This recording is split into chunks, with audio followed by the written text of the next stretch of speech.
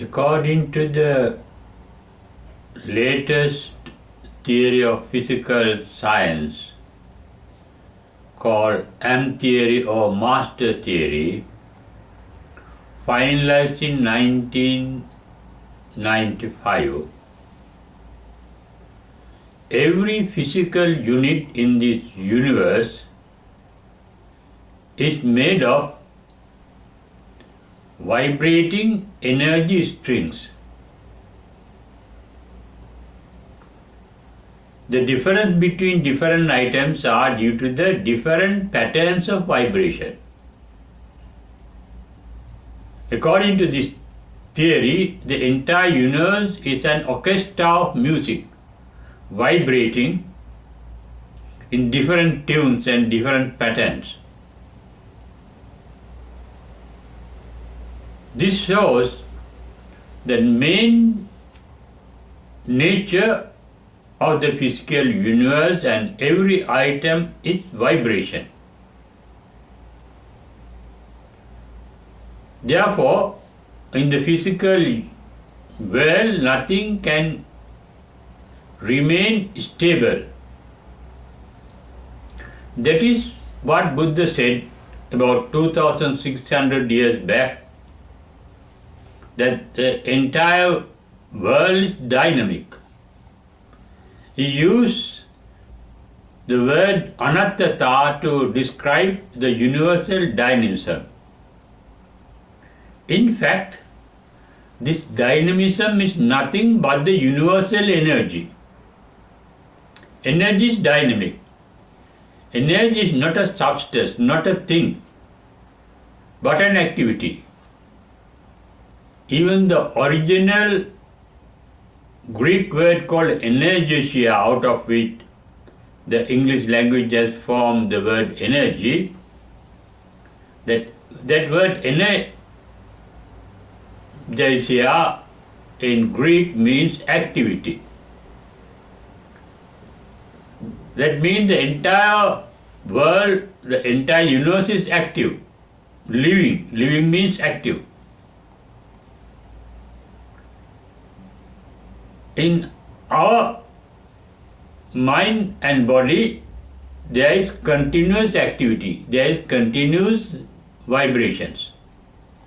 Our thinking process is a vibration, electromagnetic vibration. So is our feeling. Feeling is an electromagnetic vibration.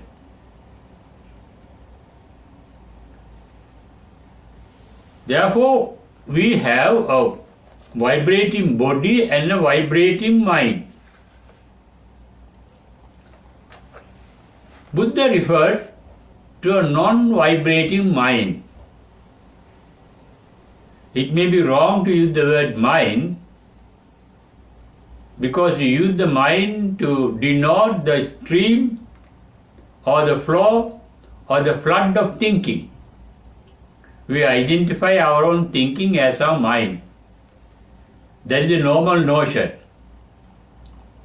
But as there is no word to denote the reality behind the mind, at the background of the mind, we have to use the word mind because it has a certain quality of the mind. Because even the Buddha described nirvana as knowing. One nature of the nirvana is the knowing nature, and he used the word vijnana to know that knowing nature, because he had no other word to denote that type of vijnana. But he qualified it saying, vijnanam anidasanam. It is knowing nature, but I have no example to show what that type of knowing nature is. Vijnanam anidasanam, that is said in the Kevadda Sutta by the Buddha, saying that Kevadda Sutta comes in the Digha Nikaya, volume 1, page 532. Vijnanam anidassanam Anantam sabbato pava. That knowingness is anantam, means boundless. Our knowing, our knowledge, our capacity to know is bounded, restricted. We know only limited things, and we can know only limited things. Not only our mind, but all our organs are capable of knowing only limited things. We can't see everything in the world, our eyes. We can't hear every sound in the noise, our ears. We can't smell everything by our nose. We can't taste everything by our tongue. We can't touch and sense everything by our skin or our body or our hands. Therefore, our knowing is limited, and this knowing is unlimited. And this knowing one has to realize by enlightenment. It is only the enlightened one whose mind is not vibrating. Enlightened are endowed with a non-vibrating mind. It is the same mind free of vibration. What is vibration? In our mind, our thinking and our feeling. Thinking is a vibration, feeling is a vibration. The enlightened are free of both thinking and feeling. That is why Buddha said in his first paean of joy, what happened as enlightenment? The thinking process came to an end. It ceased. Thinking ceased at the enlightenment. Visankara gatan chittam. Sankara is the thinking. Mental formation. No mental formation. Because that mind need no make any mental formation. They can see things as they are, but that knowing, that vijnanam, anidassanam, we can't say by an example this, that, because we don't have a live example, a material example or physical example to show that. Only the enlightened mind is endowed with that capacity. And their mind is free of vibration. That means in Mangala Sutta, Buddha says, with regard to the mind of an enlightened one, Puttasya loka dhammehi chittang yasana kampati.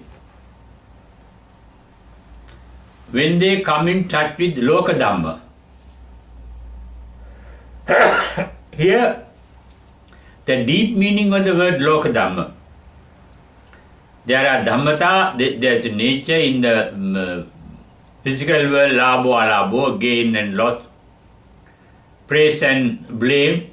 These are also loka dhamma, but they are external, but although they are external, we don't see them externally. We experience them only internally.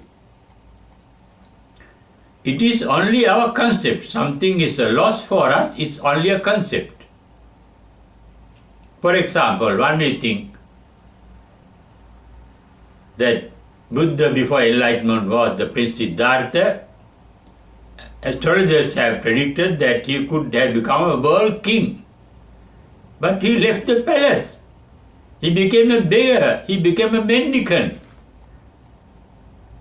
One may get the concept that is a loss.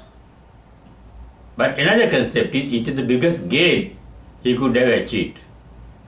The Buddha could achieve by giving up the worldly pleasures and worldly wealth, because they are born to decay and die. They are generated to degenerate. And he got a permanent bliss called nirvana by sacrificing all that wealth. And Dhamma really means not the external events. Real Dhamma basically is how we conceive them, how we think of them, whether it's a praise or blame. Buddha in Alagadupama Sutra says, after enlightenment, what happens is when somebody praises him, somebody praises him, He is not highly delighted. When somebody blames him, he is not depressed. No delight, no depression. The mind is at the same level, same time, no vibration in the mind. Delight is a vibration of the mind. Depression, mental depression is a vibration, a form of vibration in the mind. A vibration of a lower frequency or maybe a higher frequency. It depends on the frequency of the vibration. One frequency can be delightful and another vibration can be sorrowful. Our mind, the activity of the mind is vibration, and the mind has stopped in the enlightened ones. But there is that capacity to know.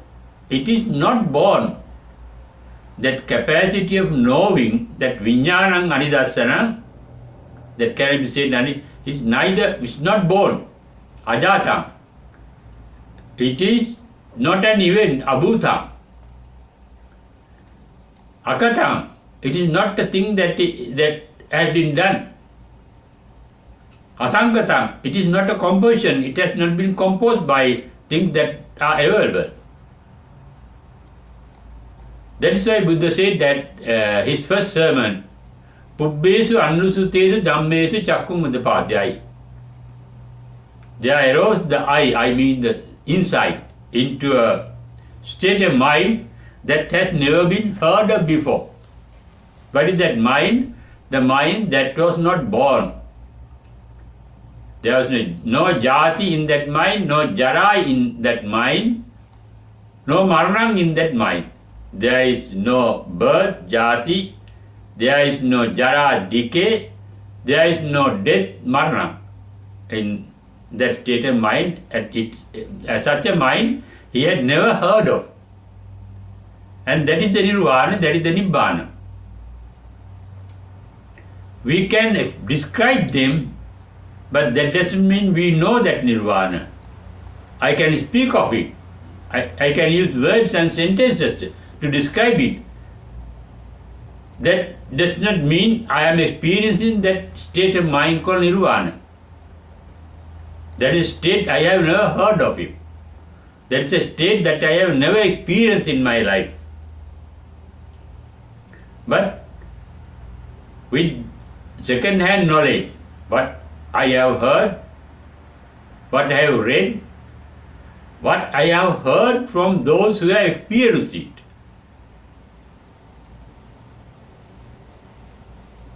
shows that there is a state called Nibbana. That is what Buddha say in Tatya Nibbana Sutta, Atti Bhikkave Adachang Abhutam.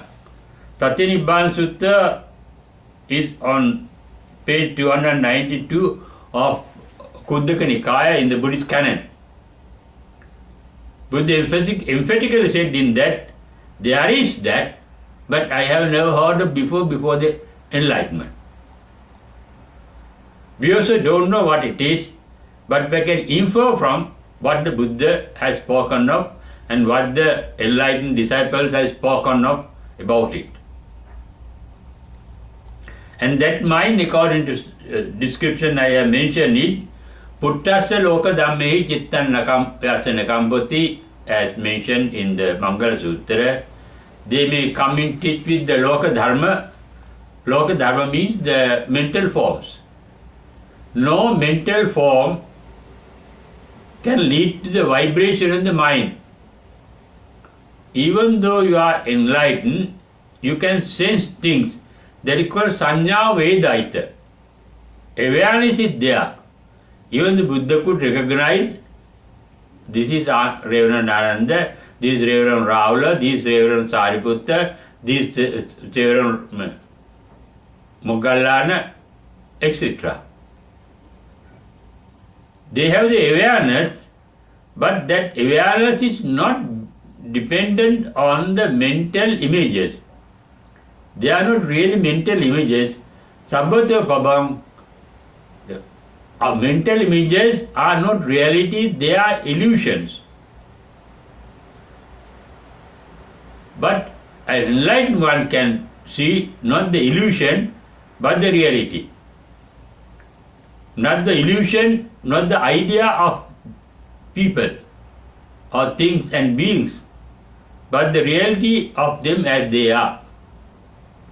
Therefore, when their sense organs comes in touch with sense objects, their mind does not get perturbed. It is not the mind that we think of as our thinking process. It is a different state of mind. It is a mind that even the Buddha had never heard of before his enlightenment. And that mind is different from the normal mind. In the Chittavagga of Dhammapada, Buddha referred to the normal mind, Pandanang Chapalang Chitta. Normal mind is Pandanang, vibrating. Chapalang, vacillating. They are changing. Not only mind, every item in this universe, according to Buddha's theory, is Jati, Jara, Marana, and also Anicca, Dukkha, Anatta. Jati means things are born. Jara means they decay, and Marana means they disappear. They appear and they disappear. Both mental and physical items in this universe. Similarly, the mind that we are aware is a process of thinking, process of thoughts. Thoughts appear, disappear. That is what the Buddha's first disciple called Reverend Kondanya, the ascetic, realized Yankinchi Samadhi Dhamman Sabbantan Nirod Dhammanti. Every thought is born to decay and die. And thoughts are concepts, ideas. And we are attached to those ideas. Sankappa Rago Purusassa Kamo, as said, Buddha said in the Nibbedika Sutta. We are attached to not things but what we have conceived about those things. What our thoughts have formed about those things. When Buddha saw Mahagandhi, and when the Mahagandhi's parents proposed a marriage proposal to the Buddha, please marry my daughter, or our daughter, Buddha said that he won't touched by his feet that. He is a bundle of ugliness. That's why Buddha said, even to utter Bhutigatta Kaya, Buddha said, this Bhutigatta Kaya, this is a bundle of excreta. This is not the Buddha. This is a physical body that is born to decay and die. This is not the Buddhahood. Buddhahood is different. But until you get enlightened, until you see Nirvana, you can't see Buddha. You are Dhammam Pasati, Somam Pasati. And that mind is different from our vibrating mind.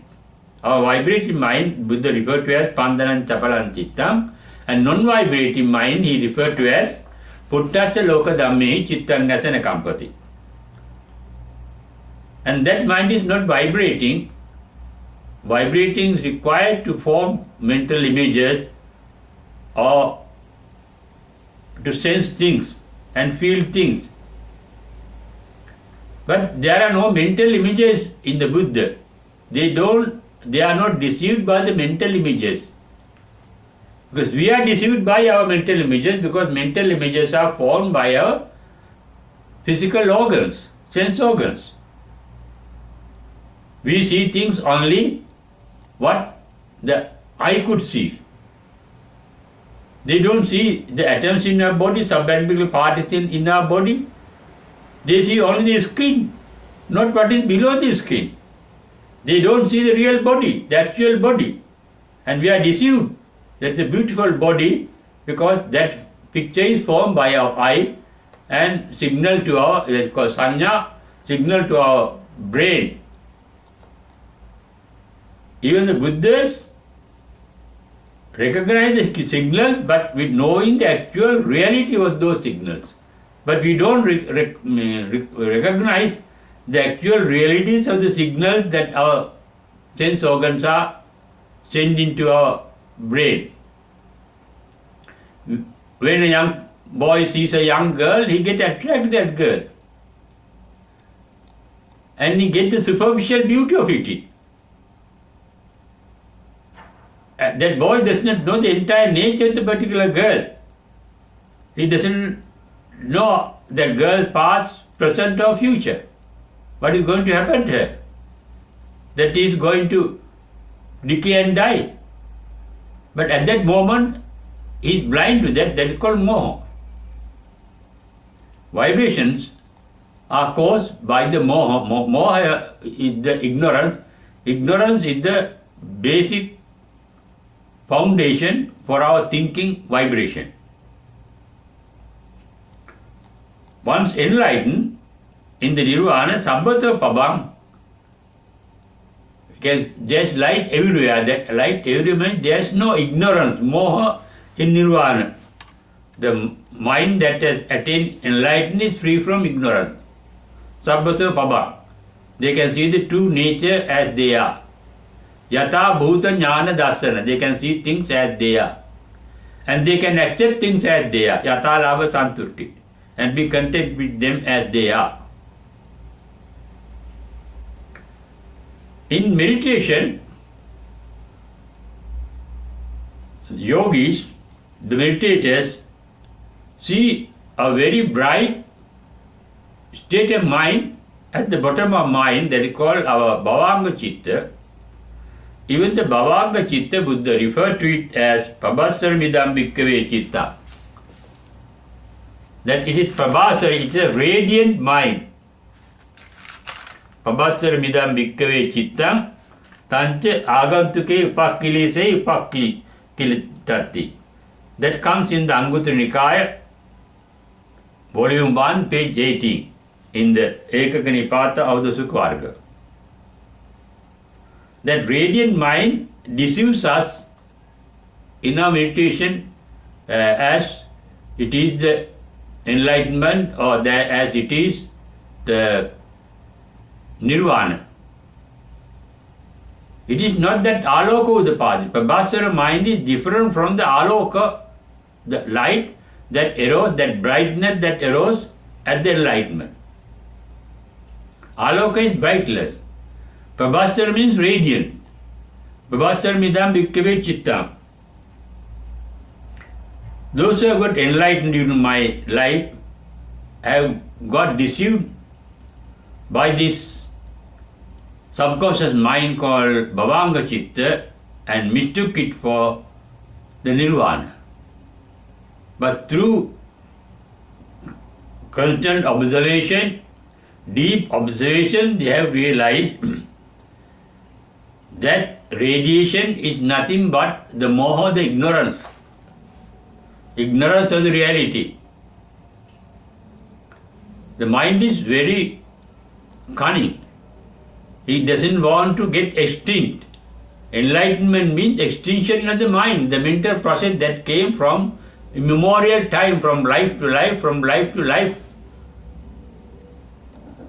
And it wants to be reborn again in another body when our present body dies. That is the natural tendency of the mind. Then, therefore, it plays a trick radiating light from that particular mind, so pleasant, so pleasing, so enticing, so charming, that one can think that it is the real nirvana. But in deep meditation, in deep observation called vipassana, through deep insight, one realizes it is vibrating. There is a variation of the delight in that particular mind. But nirvana, there is no variation.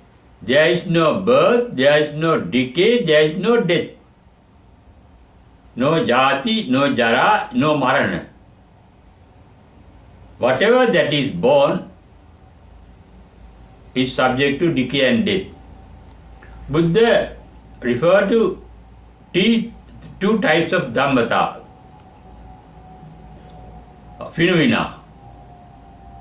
One is called sankata, that is composed, and the other type is called asankata.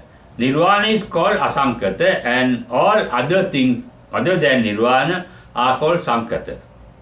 He referred to the sankata nature of things. Vayo panyayati, upado panyayati, they are born, they have a beginning, they have a birth. Vayo panyayati, there is the decay.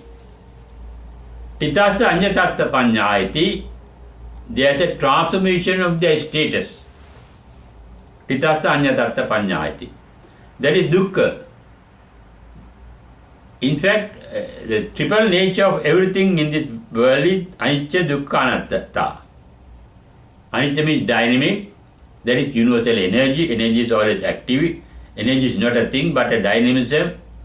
That word, original Greek word energesia, refers to activity. It is an activity. Because of activity, everything gets changed from moment to moment. That is called dukkhata.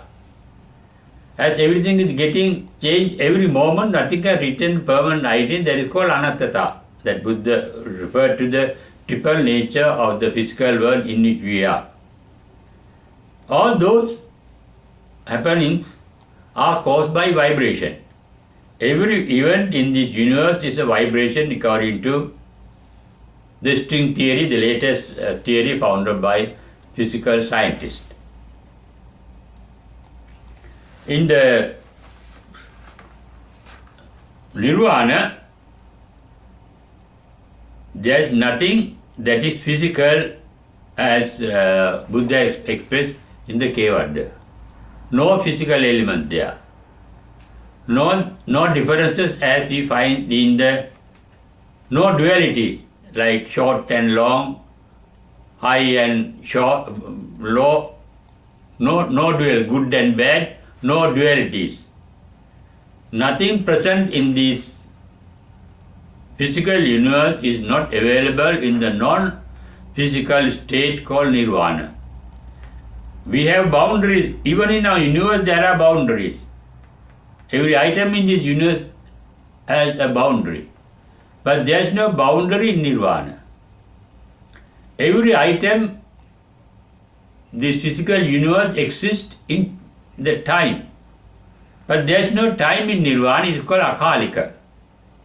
No boundary means sabbato, pabam, anantam. That means it has no boundary means anantam. There is no space, akaliko, no time. It is beyond both time and space in which the physical world exists. And the entire universe is born to decay and die one day. At the moment our universe is expanding, and the expansion will come to an end one day because it has a beginning. When there is a beginning, there should be an end. And after stopping the expansion, it starts gradually getting contracted, the expanding university, and it remains contracted. That is what the modern scientists have found out, that the universe was formed by the explosion of a black hole in the universe, in the space, and it will turn back into a black hole. In the book called A Short History of Time from Big Bang to from black hole, from Big Bang to black hole, Professor Stephen Hawking shows, although our present world is expanding as Hubble has found out in 1929, the expansion too has to come to an end one day, and it will return back to a black hole again. And all time dimensions or notions and space dimensions are going to vanish when the universe turns back into a black hole. Before the Big Bang, scientists say there is no time, there is no notion of time, and there is no notion of space. These are scientific theories which you have to understand differently, but for the moment,